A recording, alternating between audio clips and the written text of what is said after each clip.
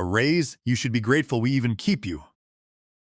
Roland laughed, his voice bouncing off the conference room walls. I sat perfectly still in my chair, the quarterly performance review folder open before me. 7 years of exceptional evaluations. 7 years without a single pay increase. I am 48 years old, and I have spent my entire adult life mastering the intricacies of industrial calibration. You get to a point in your career where you know your worth down to the exact penny, and sitting in that room, looking at the leadership team of Apex manufacturing specialists, I knew they were playing a dangerous game. Harvey, your request is ambitious considering market conditions. Sylvia, the chief financial officer, said. She tilted her head with exaggerated sympathy. The leadership team exchanged knowing glances around the heavy mahogany table. 8 people who collectively made decisions about my livelihood while knowing absolutely nothing about what I actually did on the shop floor to keep their luxury cars fueled. I took a slow breath. I developed the calibration method that increased our precision by 37%, I said, keeping my voice steady, conversational but firm. Production time was cut in half. The European contract alone, which we secured through aggressive negotiation tactics. Team effort, Harvey. Roland cut in, drumming his fingers on the polished surface. He was the vice president of operations, a guy who wouldn't know a micrometer from a crescent wrench. Everyone pulls their weight here. We are a family. My salary has not changed since the day I was hired, I reminded them calmly. I am only asking to align with current industry standards. I have trained 16 junior technicians since I started. I have personally troubleshot critical issues for our top clients. The expansion would have collapsed if I had not revised the testing protocols.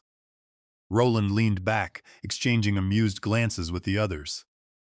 Industry standards are for average contributors. If you want extraordinary compensation, show us extraordinary results. My chest tightened. The calibration breakthrough I had pioneered had generated millions of dollars.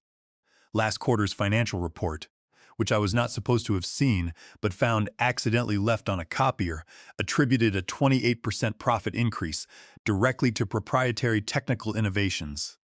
Innovations that belonged to me. The numbers speak for themselves, I said, sliding my market research across the table. Engineers with my qualifications and output are compensated at least 30% higher. Roland did not even glance at my carefully prepared documents. He simply pushed them back with the tip of his expensive pen. A raise? You should be grateful we even keep you. The whole leadership team nodded in agreement. The sheer arrogance of it hung in the air. I stood up, gathered my papers, placed a blank expression on my face, and said, "Thank you for your time." I walked out of that room, leaving them to their self-congratulatory chuckles. 3 days later, when they realized exactly what they had set in motion, their panic calls began flooding my phone. But by then, the wheels of consequence were already turning. If there is one thing you should know about me, it is that I am a patient man. I grew up taking apart every mechanical device in our house, much to my parents' dismay. By 12, I could reassemble a combustion engine. At 16, I was modifying my high school's shop equipment to achieve tolerances their budget could not afford. My engineering professors in college called me Precision Harvey, a nickname that followed me into my professional life. When I joined Apex, I was grateful for the opportunity. The company manufactured industrial equipment for sectors ranging from aerospace to medical technology. My starting salary seemed reasonable for a guy looking to establish a long-term home, and the promise of growth kept me motivated through grueling 60-hour work weeks and demanding projects. The real breakthrough came during my second year. For months, I had noticed inconsistencies in our testing apparatus, tiny variations that others dismissed as an acceptable margin of error. But in precision manufacturing, those margins represent the difference between excellence and a catastrophic failure. I spent weekends experimenting with alternative methods, using my own equipment, purchased piece by piece from my modest salary. The solution came to me at 3 in the morning, a hybrid approach that integrated digital measurements with mechanical fine-tunings in a sequence nobody which had tried before. When I demonstrated my method to the engineering team, the results were immediate and undeniable. Precision improved dramatically while cutting calibration time from 6 hours to just under 3. The production floor implemented my technique within a week, and suddenly our products outperformed every competitor in accuracy tests. Orders increased, quality complaints disappeared entirely, and client retention hit 100% for the first time in company history. I waited for recognition, a promotion, a bonus, even just a simple acknowledgement in the company newsletter. Instead, in the quarterly meeting, my innovation was presented as our new proprietary method, with absolutely no mention of my name. Roland took questions from impressed board members while I sat silently in the back row. "This is how business works," my colleague Oscar told me afterward. "Individual recognition is not how you advance here. Be patient." So, I was patient. I trained new hires on my calibration method. I documented every single step so production would not suffer during my rare sick days. I answered calls from clients at midnight when their equipment needed emergency adjustments. The European expansion came in my 5th year. Regulatory standards differed significantly from domestic requirements, and the first shipment of machines failed inspection spectacularly. The expansion team was in crisis, with millions of dollars in equipment sitting in overseas warehouses, completely unusable. "Harvey, we need solutions, not explanations," Roland had said during the emergency meeting. "Either fix this or we will find someone who can." I canceled all my personal plans for the next 6 weekends. My relationship with Elena ended when I missed her sister's wedding, because I was up to my elbows in schematics. I redesigned critical components, revised testing protocols, and created new calibration standards specifically for the European requirements. By the 7th week, our equipment passed inspection with scores exceeding local manufacturers. The company celebrated the successful expansion with a lavish party that I could not attend because I was on a video call with German technicians, walking them through the implementation. Each year, my performance reviews praised my dedication and technical expertise. Each year, my compensation remained exactly the same. When I raised the issue, I was told the company was restructuring or consolidating resources or emphasizing team achievements over individual contributions. I watched newer employees, usually guys with half my experience, negotiate starting salaries significantly higher than what I was making after 6 years. "That is just how negotiation works," Human Resources explained when I inquired. "Your performance is valued, but we cannot disrupt internal equity by adjusting established employees." So, I stopped asking. I realized that my loyalty was being weaponized against me. They thought because I was quiet, because I just put my head down and did the work, that I lacked the spine to walk away. They confused professionalism with submission. Sitting at my desk after that disastrous performance review, a strange calm settled over me. 7 years of doubt about my worth dissolved in an instant. Their reaction was not a negotiation tactic. It was a revelation of how they truly saw me. Disposable, despite being completely irreplaceable, I had spent my entire career building the foundation that they stood on to look down at me. Now, it was time to pull that foundation out from under them. The offers had actually started coming in weeks before that fateful review. My reputation in the industry had spread, despite Apex's aggressive efforts to brand my innovations as their collective corporate achievement. When you are the guy untangling the messes on the European expansion front, people talk. I had already declined 3 positions out of a misplaced sense of loyalty before an unexpected email arrived in my personal inbox late one evening. "Your calibration method has revolutionized equipment precision standards," wrote Clara, the director of the Industrial Certification Authority. "We are creating a new position, Chief Innovation Officer, to modernize certification protocols across the industry. Based on your contributions to the field, we would like to discuss your interest." For anyone outside our specific corner of the manufacturing world, the Industrial Certification Authority might sound like just another bureaucratic alphabet soup. But inside the industry, they were the absolute law. They set the standards that every manufacturer in our sector had to meet. Their certification was the difference between market access and total bankruptcy.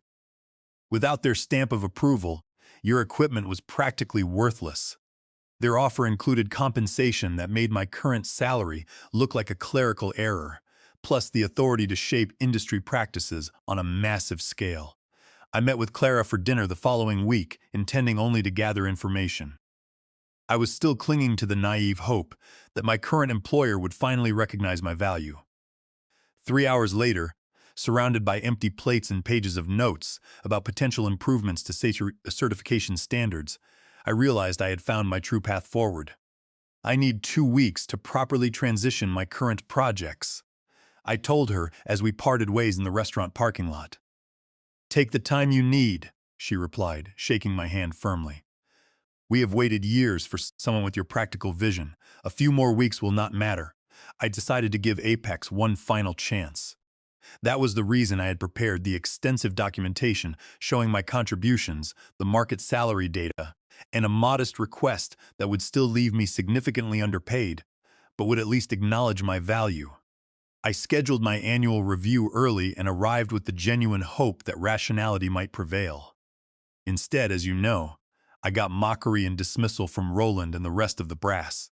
As I walked back to my workstation after that meeting, I sent a brief email accepting Clara's offer. That evening, sitting at my kitchen table with a glass of bourbon, I drafted my resignation letter.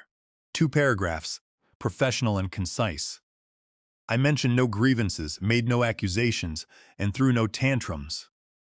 I simply stated that I would be departing in 2 weeks to pursue another opportunity, and would ensure all my projects were properly transitioned. I slipped the letter into a crisp white envelope and placed it in my bag for tomorrow. My phone lit up with a text from Oscar.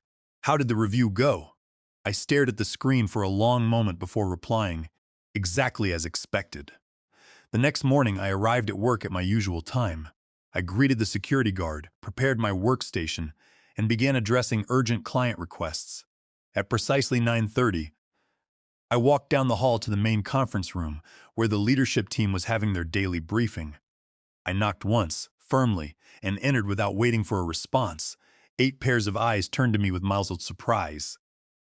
Harvey, we are in the middle of something, Roland said, visibly annoyed at the interruption. He waved a dismissive hand. I approached the heavy mahogany table silently and placed the white envelope right in the center, perfectly aligned with the grain of the wood. Thank you for your time, I said. Then I turned and walked out, pulling the heavy door closed behind me. The envelope remained unopened for 3 entire days. That is how little they thought of me. I continued working, documenting processes, and training colleagues on aspects of my role that only I understood. No one mentioned my unusual appearance at the leadership meeting. No one asked about the envelope sitting like a ticking time bomb on their conference table. On the 3rd day, while I was elbow-deep calibrating equipment for our newest client, my phone began vibrating continuously in my pocket. 6 missed calls from Human Resources, 4 from Roland, 2 from Sylvia. I turned it off and finished my calibration sequence. What happened next would reshape not just my career, but an entire industry's standards of excellence and accountability. And it all began with that simple, ignored envelope. When I finally wiped my hands clean and returned to my desk, the director of Human Resources was waiting for me. She looked like she had just swallowed a lemon. Harvey, she said, lowering her voice so the nearby cubicles could not hear. Roland opened your letter. He is extremely concerned. Can we talk privately? I followed her to a small side conference room where Roland and Sylvia were already seated. They looked significantly less smug than they had during my review. Roland pushed my resignation letter across the table. What is this? He asked, as though the clearly stated resignation was written in ancient hieroglyphics. My 2 weeks' notice, I replied calmly, taking a seat. I have accepted another position. Where? Sylvia demanded, her voice tight. I would prefer not to discuss that until I begin my new role. Roland leaned forward, his demeanor completely transformed from his previous mockery to barely concealed desperation. Harvey, look, we may have been a bit hasty during your review. Let us revisit your compensation request. We were all under a lot of stress that day. The leadership team values your contributions tremendously. The Human Resources Director chimed in, reading from the corporate playbook. I appreciate that, I said smoothly. But I have already signed a contract with another employer. Whatever they are paying, we will match it. Sylvia blurted out. abandoning all pretense of negotiation strategy. I thought about the 7 years of denied requests. I thought about watching less qualified, louder colleagues advance while I remained stationary. I thought about the weekend work, the midnight troubleshooting, and the innovations attributed to the company rather than to me. I thought about the absolute disrespect of being told I should be grateful they even kept me around. This is not about money, I said, though honestly, partly it was. It is about finding the right opportunity for my career growth. We can create a new position, Roland offered, sweat beading on his forehead. Senior technical specialist, with a dedicated team reporting directly to you. Thank you, but my decision is absolutely final. They continued with escalating offers, as though negotiating with a hostage taker. By the time I left that room, they had promised a 50% raise, a director title, and a permanent seat on the Innovation Committee, the exact same committee that had summarily rejected my improvement proposals for years. I declined each desperate offer with increasing certainty. The next 2 weeks were surreal. Colleagues who had barely acknowledged my existence for years suddenly wanted to take me out to lunch. Executives who could not remember my last name stopped by my workstation with highly technical questions, inadvertently revealing just how little they understood about the equipment we manufactured and sold. I maintained my professionalism. I documented everything meticulously. Calibration procedures, troubleshooting protocols, and client-specific modifications. I created training materials for complex processes I had previously maintained alone. I transferred knowledge accumulated over 7 long years into organized, accessible files. I was leaving, but I was not going to give them any excuse to claim I left them in a bind. On my final day, I handed over my projects to 3 different engineers. It took 3 men to handle the workload I had been managing on a daily basis. My desk, which had always been minimal, took less than 10 minutes to clear. Roland appeared in the hallway as I was signing my final exit paperwork with Human Resources. He looked exhausted. "This is a massive mistake, Harvey," he said, following me toward the main exit. "You are throwing away 7 years of building your reputation here." I stopped at the security desk, handed over my access badge, and signed the visitor log out. Those 7 years provided valuable experience. I am grateful for that. "At least tell us where you are going," he pressed, following me out into the lobby. "We should definitely stay in touch." I considered various diplomatic responses before settling on the simple, devastating truth. "The Industrial Certification Authority," I said clearly. "Today was my last day here, but I do not start there for 3 weeks. I am taking some time off to go fishing." All the color drained from Roland's face. "The authority?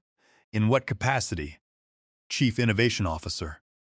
Roland's expression collapsed into something hovering between sheer panic and disbelief.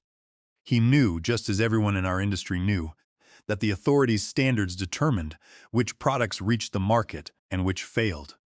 Their certification process could accelerate a company's future or utterly destroy it.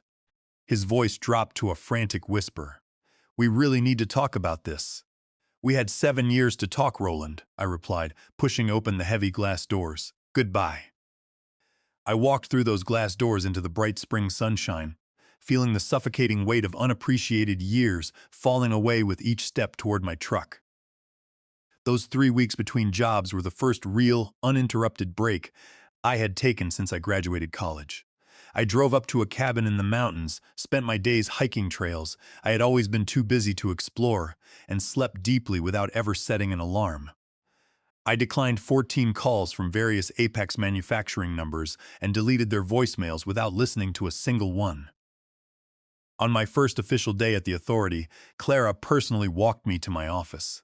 It was an actual office with a solid oak door and large windows overlooking the courtyard, a far cry from the cramped shared workstation I had occupied for the last 7 years. "The certification standards have not been substantially updated in nearly a decade," Clara explained, gesturing for me to take a seat at my new desk.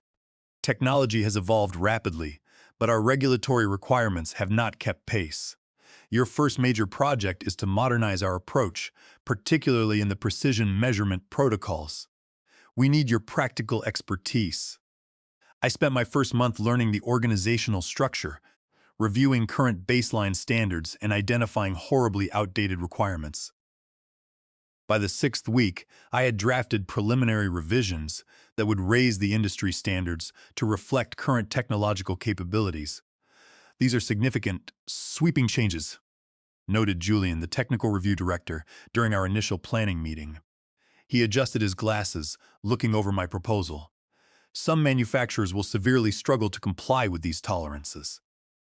Any manufacturer using current best practices will meet these standards without issue, I replied confidently. The changes primarily affect those using outdated methods or taking shortcuts, like willfully ignoring calibration drift over extended time periods. Exactly like that, I added, thinking specifically of how Apex routinely extended their recalibration intervals to save on maintenance costs, a dangerous practice I had repeatedly flagged in my reports, only to be ignored by Roland. The standards revision process took 3 months of meticulous work, peer review, and extensive industry consultation. Throughout the entire process, I maintained strict professional ethics. I never once targeted specific manufacturers or created requirements that only benefited certain companies. The new standards simply reflected what was genuinely possible with modern technology, precision levels I had personally achieved on the shop floor years earlier. When the updated standards were officially published and circulated, my office phone rang within a matter of hours. "Harvey, it is Oscar from Apex." The voice on the line sounded strained. "Have you seen what the authority just released?" "I wrote what the authority just released, Oscar," I replied evenly. "These precision requirements, the new mandated calibration schedules, they are impossible." "They are not impossible," I corrected him gently. "I actually implemented very similar standards at Apex 3 years ago. They were just never formally adopted by leadership because of immediate cost concerns." Silence stretched across the line before Oscar spoke again, his voice lower now. "Our certification renewal is due next month. We are nowhere near compliant with these new regulatory requirements. The authority offers implementation consulting for companies transitioning to the new standards," I said, reciting our official supportive position. "I can refer you to that specific department if you would like to schedule a consultation." Oscar declined, and I later learned through industry chatter that Apex had panicked and hired an external consulting firm at astronomical premium rates. 2 weeks later, my assistant notified me that Apex Manufacturing had requested an expedited pre-assessment review. This was a standard service we offered to companies genuinely concerned about their upcoming certification status. The review was randomly assigned to one of our senior field inspectors, completely maintaining my professional distance from my former employer. The inspector's preliminary report arrived on my desk with a large red flag notification attached to the file. Apex's equipment failed to meet the new standards by significant, undeniable margins. Their calibration procedures were vastly outdated, their precision measurements were wildly inconsistent, and their quality control documentation was woefully inadequate. I forwarded the comprehensive report to our certification committee with the standard recommendations for improvement paths. I gave them no special treatment, neither positive nor negative, just the cold, hard facts. 3 days later, Roland called my direct line. He bypassed the receptionist completely. "Harvey," he began, abandoning any pretense of a polite greeting, "we desperately need to discuss these new certification requirements. This is getting out of hand. All communication regarding certification status should go through our official channels," I replied, my tone perfectly neutral. "The implementation team can assist you with formulating your transition plan." "This is not about implementation," he snapped, his voice rising. "These standards are clearly designed to target our operational processes specifically.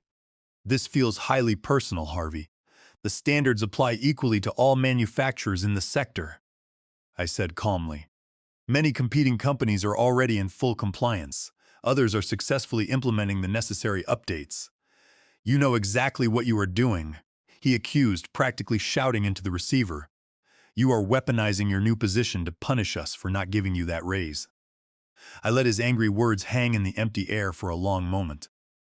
"Roland," I said, my voice dropping to a measured cadence, I am recording this call as per authority policy for all certification discussions. Would you like to rephrase your statement for the official record? The line went dead.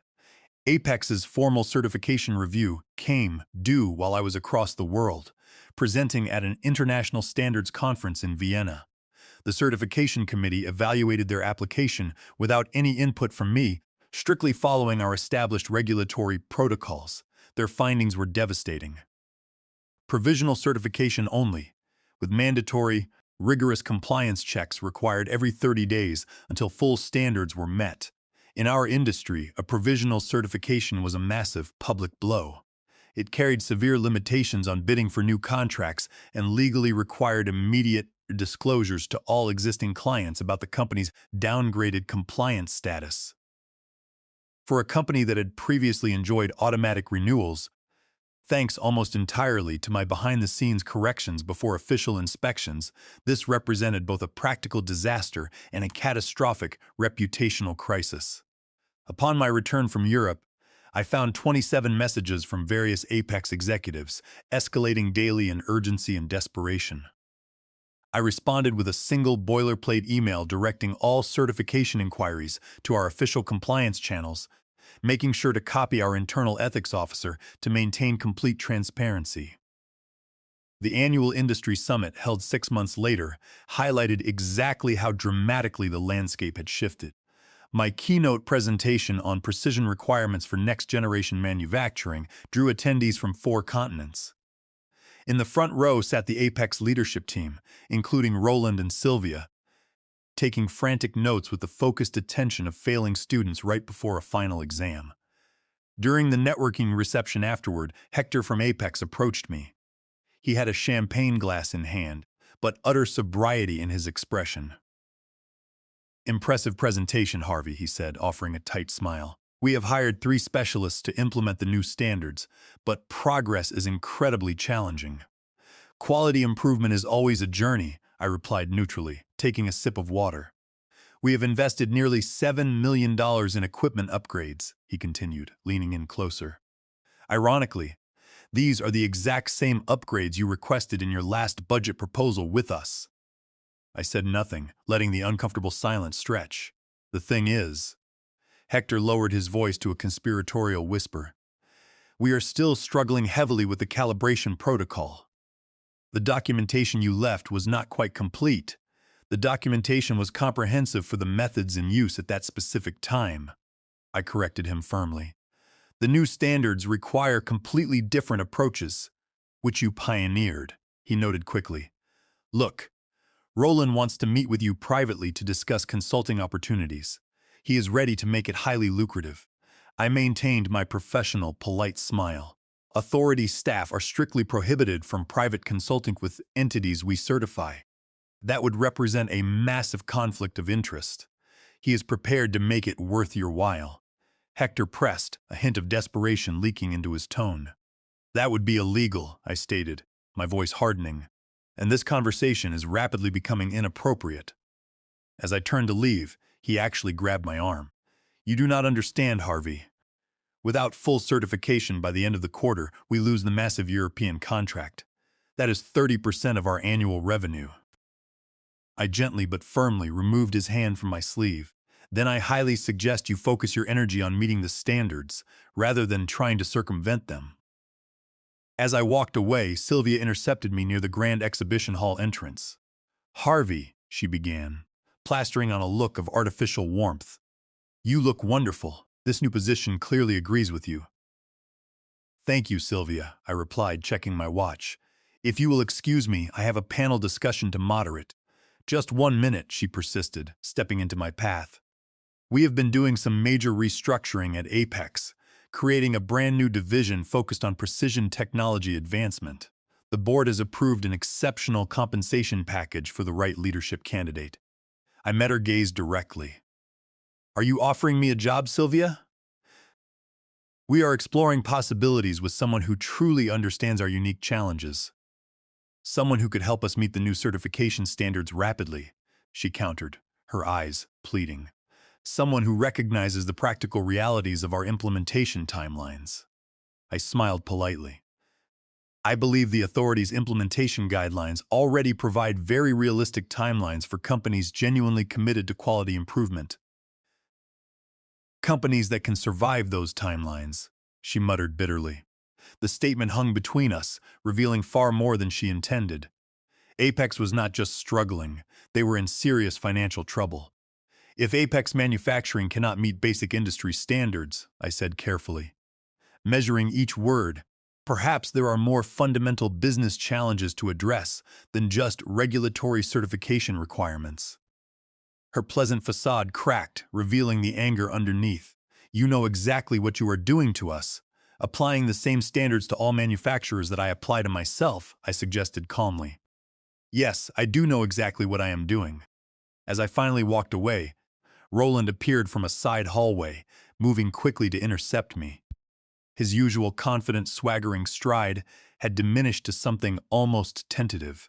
His face showed the deep strain of months fighting against the inevitable. 2 minutes, he said, holding up a hand. That is all I ask.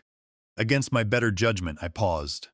We made a terrible mistake, he admitted, his voice barely above a whisper.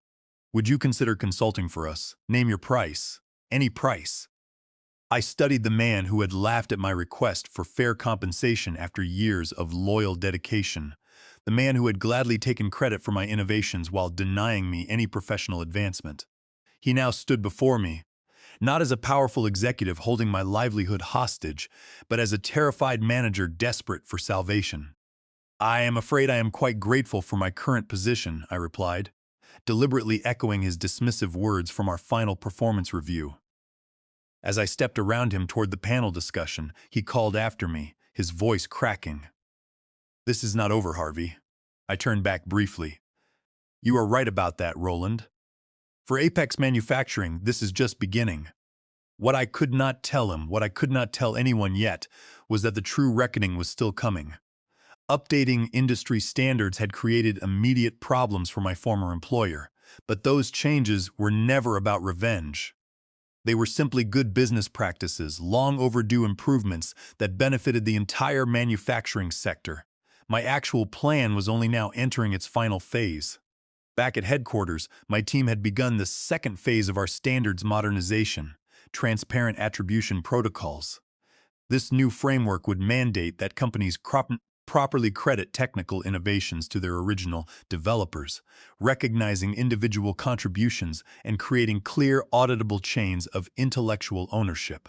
It would be implemented as a voluntary certifications enhancement for the first year, becoming fully mandatory in the second. Perfect. The voluntary phase would serve my purposes even better than a mandatory rollout ever could. The trap officially snapped shut the following month when Apex formally filed a grievance with the authorities' ethics committee, alleging a massive conflict of interest. They claimed I was using my position to target their operations.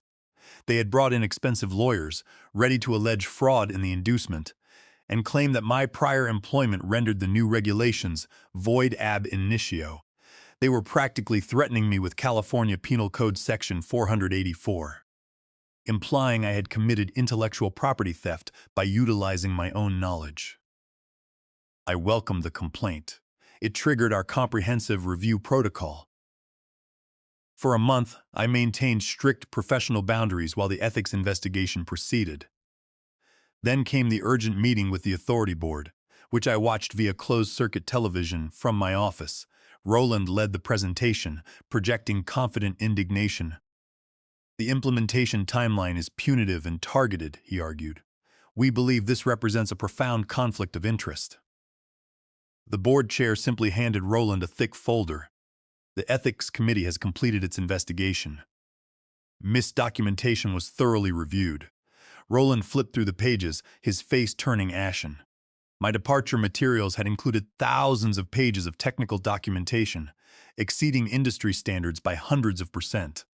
I had maintained dual records for 7 years, the official company files and my personal archive detailing every instance where my ideas were appropriated. Midwest's allegations collapsed entirely under scrutiny. Their claim of breach of fiduciary duty evaporated when the committee found that Apex leadership had consistently misrepresented their technical capabilities to investors, a clear violation of Section 10B of the Securities Exchange Act. Those communications had claimed ownership of innovations that were actually my completely uncredited work. 2 days after that disastrous hearing, Apex announced an internal investigation into senior leadership. Roland and Sylvia were immediately placed on administrative leave. 3 weeks later, Sylvia showed up at my office. She looked completely diminished, stripped of her executive armor. "The board wants to negotiate," she said softly. "They are prepared to offer public acknowledgement of your contributions, back pay for the raises you should have received, and naming rights for the calibration method. Without it, Apex will not survive another quarter. Hundreds of innocent people will lose their jobs." I considered her words. The attribution framework offers a path forward for companies willing to honestly document their innovation history. Apex could be among the first to adopt it, but that would mean admitting publicly that leadership took credit for work they did not do. "Yes," she replied, her voice breaking. "It would mean telling the full truth. My plan was always to create an industry where excellence is valued," I told Sylvia. "What is happening to Apex is simply the natural consequence of years of decisions made by its leadership."